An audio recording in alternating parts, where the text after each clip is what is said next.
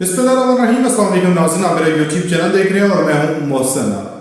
नाज़रीन, आज से 2 दिन पहले ऑस्ट्रेलिया के शहर सिडनी में एक बड़ा ही अफसोसनाक वाक़या पेश आता है कि एक बोंडी बीच के ऊपर एक त्यौहार चल रहा था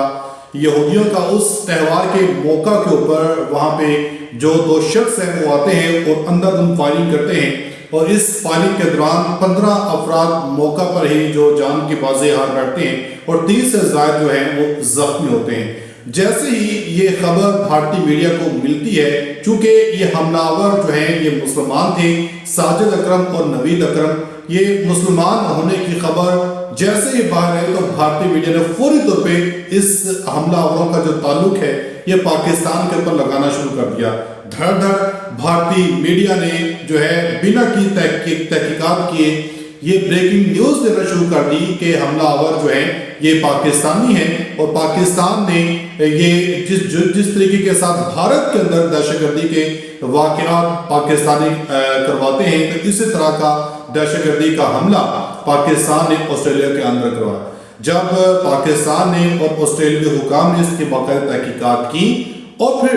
अब ये हमलावरों का ताल्लुक भारत से निकला। आज की इस वीडियो में इसी सब पर बात करेंगे और साथ ही साथ आपको बताऊंगा कि चीन और सऊदी अरब के बढ़ते ताल्लुकात से अमेरिका और भारत में क्यों जो खलबली है ये मचना शुरू हो चुकी है। तो आपसे गुजारिश है वीडियो को अंत तक लाजमी देखिएगा। अगर आप लोगों ने अभी तक हमारे इस यूट्यूब चैनल को सब्सक्राइब नहीं किया तो सब्सक्राइब लाजमी कर दें, साथ में बेल आइकन को दबाएं ताकि हर नई वीडियो आप तक आसानी से पहुंचते रहे। नाज़रीन, आज से 2 दिन पहले ऑस्ट्रेलिया के शहर सिडनी में बोंडी बीच के ऊपर एक त्यौहार चल रहा था यहूदियों का। उस त्यौहार में 2 जो शहरी हैं, साजिद अकरम और नवीद अकरम, ये वहां पे जाते हैं और अंधाधुंध फायरिंग करते हैं और इस फायरिंग के वाक़े में जो है 15 यहूदी ये जाँ बाग हो जाते हैं और 30 से ज़्यादा जो है ये जख्मी होते हैं। और फौरी तौर पे भारतीय मीडिया की तरफ से ये ब्रेकिंग न्यूज़ चलाना शुरू कर दी जाती है कि ये पाकिस्तानी हमलावर, इनका ताल्लुक पाकिस्तान से है, जबकि अब खुद वो भारतीय मीडिया ने भी इसका एतराफ़ किया है और बाकायदा अब पाकिस्तान से माफिया मांगने पर मजबूर हो चुके हैं, क्योंकि बिना तहकीकात किए इन्होंने फौरी तौर पे जैसे पता चला कि ये मुसलमान हैं और इन्होंने पाकिस्तान के साथ इनको जोड़ दिया और ब्रेकिंग न्यूज़ देना शुरू कर दी कि बोंडी बीच में हमलावरों का ताल्लुक पाकिस्तान से है। अब जब ऑस्ट्रेलियाई हुकाम ने इसकी तहकीकात की और इन्वेस्टिगेशन की तो पता चला कि ये साजिद अकरम का जो ताल्लुक है ये भारत से है। भारतीय शहर गुजरात से इसका ताल्लुक है और 1998 में ये भारत से ऑस्ट्रेलिया पहुंचा था, ऑस्ट्रेलिया मुंतकिल हुआ था।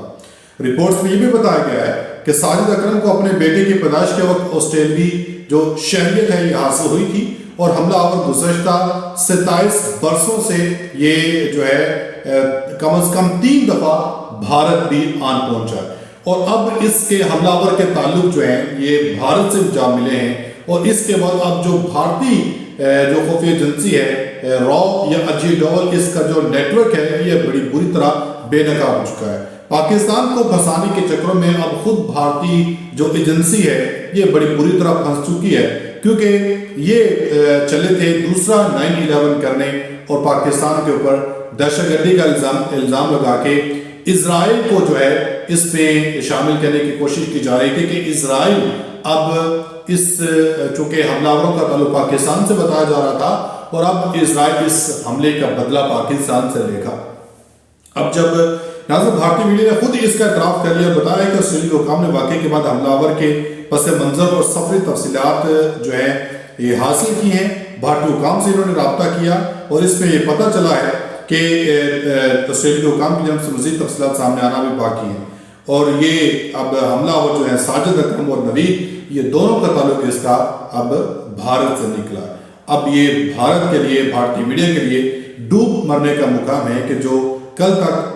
पाकिस्तान के ऊपर इल्ज़ाम लगा रहे थे, कह रहे थे कि इनका ताल्लुक पाकिस्तानी है, पाकिस्तान से है और पाकिस्तान ने अब जो है ये हमला करवाया। अब मेजर गौरव वारिया समेत जितने भी दीगर जो गोदी मीडिया के चमचे हैं या मोदी के चमचे हैं, अब इनकी बोलती यकीनन जो है वो बंद हो चुकी होगी।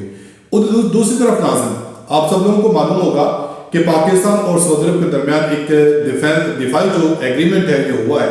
इस दिफाई एग्रीमेंट में अब चीन की भी एंट्री होने जा रही है। चीन के جو وزیر خارجہ ہیں گزشتہ 2-3 دن سے یہ گلف ممالک کے دورے کے اوپر ہیں اور ان کے اس دورے کو لے کے بھارت سمیت امریکہ کے اندر بھی جو کھلبلی ہے یہ مچی ہوئی ہے۔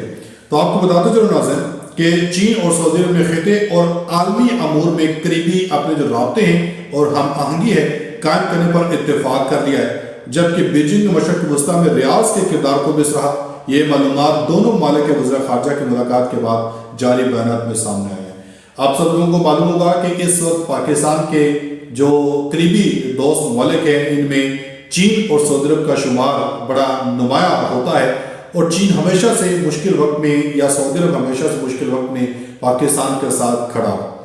اور اب جو ابراہیم ایک معاہدہ تھا جس میں ٹرمپ کی طرف سے امریکہ کی طرف سے کوشش کی جا رہی تھی کہ سعودی عرب کو اس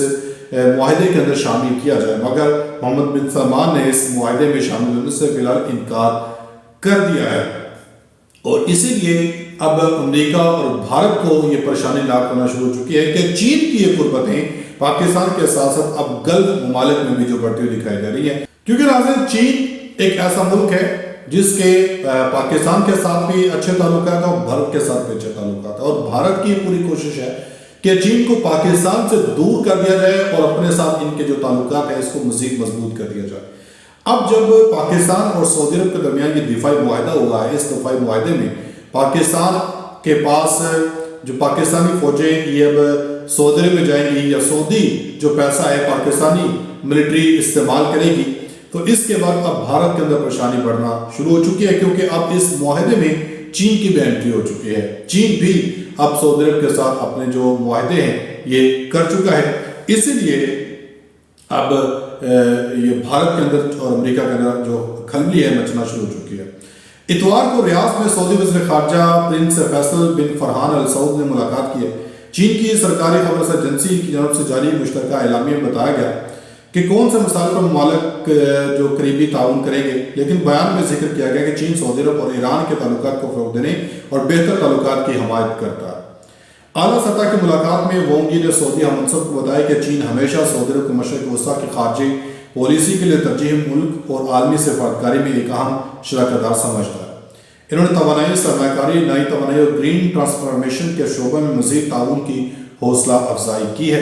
بیان کے مطابق دونوں ممالک نے ایک دوسرے کے سفارتی اور خصوصی پاسپورٹ ہولڈرز کے لیے ویزا معافی پر بھی اتفاق کیا ہے۔ یہ یقیناً ایک بہت بڑا جو اقدام ہے، یہ اقدامات خطے میں تعلقات کو مستحکم کرنے اور اقتصادی توانائی کے شعبوں میں قریبی شراکت داری کو فروغ دینے کی کوششوں کا حصہ ہے۔ اب تک لیکن اپنی فیڈ بیک کا ساتھ سیکشن میں لازمی کیجیے گا۔ ملیں گے اگلی ویڈیو میں، تب تک کے لیے اللہ حافظ۔